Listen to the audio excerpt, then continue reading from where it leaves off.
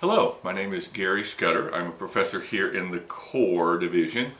I am somewhat ably assisted today by Emma Michalowski, who's trying vainly to justify her trip to Zanzibar by proving somewhat useful today.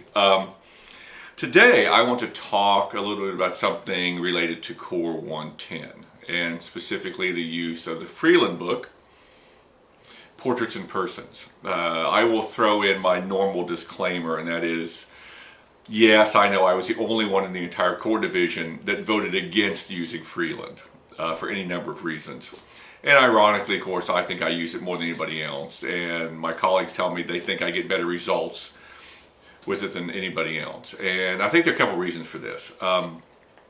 One is I think I make it very clear to the students at the beginning that this is not an art book. This is not the way to think of Freeland. Freeland is, I think, much better thought of as a philosophy book dealing with the concept of the self, which uses art to make a point. And if you approach it that way, I think you're going to like it a little bit better.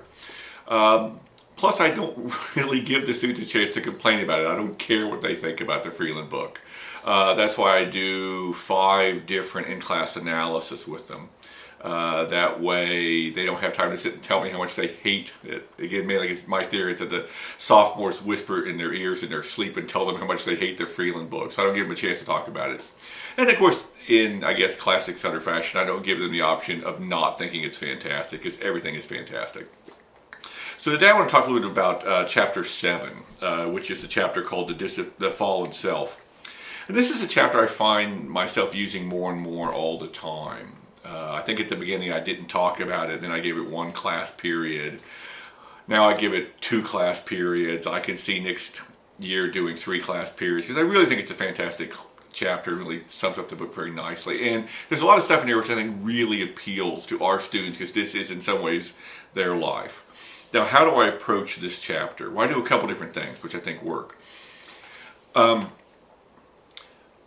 For instance, one of the things I asked him to do is this. I said, okay, at the end of the previous class, before we get ready to start chapter on Fallen Self, I tell the students, I want you to tell me by the beginning of class next time how many pictures of you there are on Facebook. And the students go, I don't know. I'm like, well, you have to find out, because I have to have the exact answer. And I will know if you're lying to me. And of course I don't know that, but of course they believe it. So they then have to come in, and it may be 50. I mean, it's often, most of them are hundreds. And this includes ones that are just tagged in. And there's a reason why I want them to start thinking about social media and how much they're out on social media. Because one of the things that Freeland talks about in this chapter on the notion of the fallen self or the disappearing self is that maybe the self, our concept of the self as a distinct entity, is disappearing not because we don't think about it, but because we share literally everything on social media. So the self gets lost in a deluge. So I like them to think about the fact that they are on social media that often, and there are 600 pictures of them, all of which essentially constitute a portrait of them. Now, when they come in, I also do something, this is something I just did this week for the first time, is I opened up 3 separate windows which I projected in the class. And one of them was my Facebook page. And one of them was my Twitter page. And one of them was my blog. And I spent a few minutes on every one of them, reading a few things, reading, remarkably scathing commentary I'd made on Twitter, and the crazy zealots who were attacking me savagely. I mean, I think in Facebook it was just mainly me talking about watching the Grey Cup with Andy Burkhardt and eating poutine, and the wonders of poutine. And of course my blog is more philosophical, talking about travel. And I asked the students, I said, is there any difference between them? And they began to sort of read my commentary. And again, I actually like the fact they read the commentary, they read my actual words. Because I think it's beneficial for the students to understand that you are actually a human being. That you are like them. And human beings that actually like things like this can actually get revved up about art or philosophy. And that we care about this. But they began to realize that I was showing the world 3 remarkably different sides of my nature. And it was nothing that I think I ever intended to do, but there's more the deeply philosophical, reflective side of me on my blog, and then there was the scathingly political side of me on Twitter, then there was sort of the shameless ass clown side of me on Facebook, which was just funny. And that's the side which wants to talk about movies and film and make jokes. And we're talking about this notion. One of the things that Freeland talks about is the notion that the self, even your self-portrait, is a fictional character. It is a social construct. And it's interesting that I constructed 3 very, very different versions of myself without thinking about it. And so different that you might not even recognize them as the same person if you would take the names out. Okay, so they got them thinking about this construction. And then we got into the chapter. And in the chapter, I spent a lot of time talking about 2 specific artists. And they are Nan Goldin and Tracy Emin.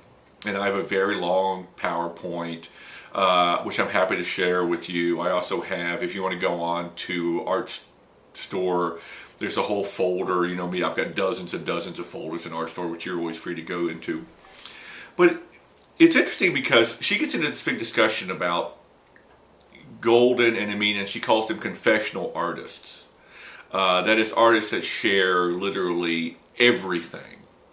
And she contrasts them with, say, someone like Andy Warhol, who shared nothing. So you look at those classic Warhol representations, and there's this glossiness, and there's nothing beneath them. So either the self is disappearing because the artist refuses to share anything, or the self is disappearing because this artist shares literally everything. So we spend an entire day looking at nothing but the work of Goldin and Emin. Now in the chapter on the fallen self, she says this. This is Freeland talking on 271. She says, in 2004-06, Goldin created and exhibited a new work, Sisters, Saints, and Sibyls, which revisited some disturbing events of both her own life and that of her mentally ill sister, who had committed suicide by throwing herself under a train when Goldin was still a young girl. Critic Robert Ayers writes that, quote, throughout her career, she has used photography as what she once famously called, quote, the diary I let people read. And normally we stop here and talk about the meaning of that phrase, the diary I let people read, and we unpack it. And I try to get the students to think about this notion that the point of a diary is that you don't let people read it. Or if you share your diary, it's with a precious few folks who know you.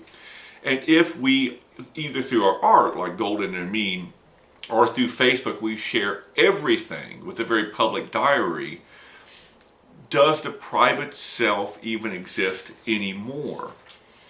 On the next page, on 272, Freeland says, but the process of recording absolutely everything turns the private self into a publicly viewable one where it is implied everything is equally important, all grist for the mill. And it's not so much that you share the private self and it has somehow become the public self, but you can't go back. The private self doesn't exist. And this is a big deal with us, because think about it. We are not Africa or the Middle East or India. We are not a collectivist society. We are an intensely individualistic society. So if the individual self is kind of disappearing, what does it say about us as individuals, but us as a culture as well?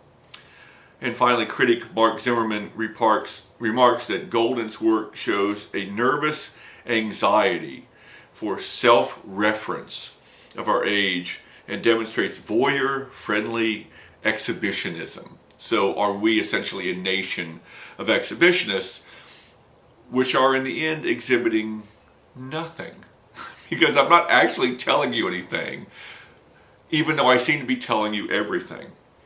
So I think it is Freeland at her best, because she's talking about art, but she's also talking about philosophy, and especially this discussion about the individual self and the private self and the public self and how it relates to social media, I think really resonates with our students. And I've had just amazing discussions with this. So, as always, thank you. I'm happy to share PowerPoints. I'm happy to direct you to my folders in Art Store and talk about this at any time. Thanks.